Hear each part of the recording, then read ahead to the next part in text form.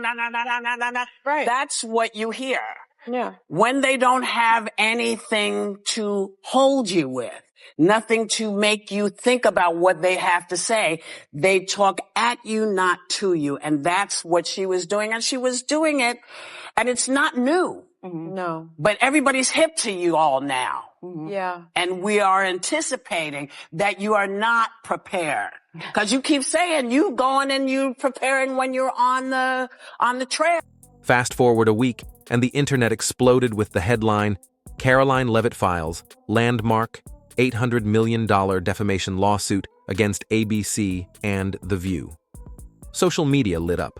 Legal experts called it a media reckoning, while TikTok creators dissected the 100-page legal document with forensic precision. It wasn't just a lawsuit. It was an indictment of media manipulation and intentional humiliation. Karoline's legal team brought receipts, production notes, leaked emails, and backstage footage that painted a shocking picture. One email from a producer read, "Joy opens softly, Sunny pivots to race, Whoopi delivers the ideological kill shot." Another message, "Karoline's trending, time to strike." It was calculated, premeditated, and brutally executed. The View wasn't hosting Karoline. They were ambushing her for ratings and ideological points. And then the bombshell dropped. A court order fast-tracking discovery due to overwhelming public interest. ABC was suddenly required to hand over everything. Production notes, internal communications, even Slack messages. This wasn't a routine legal request. It was an all-out siege on the entire show's infrastructure. young lady this is her first job, I would like her to do a little homework. Because she said something yesterday that really pissed me off.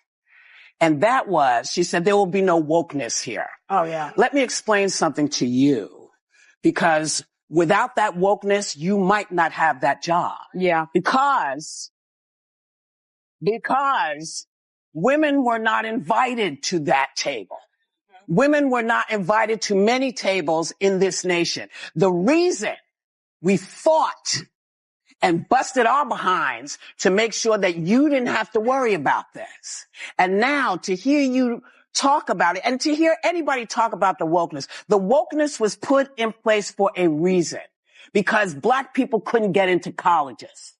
Because women could not get into the colleges they wanted to go to. This is all women. Yeah. See, this is not black, Asian women. This is all women. Women were not invited to this party. It was a man's world, and we busted our ass. Before you go, smash that like button and make sure you're subscribed. This drama isn't over, and we'll be right here, breaking down every twist, turn, and courtroom bombshell.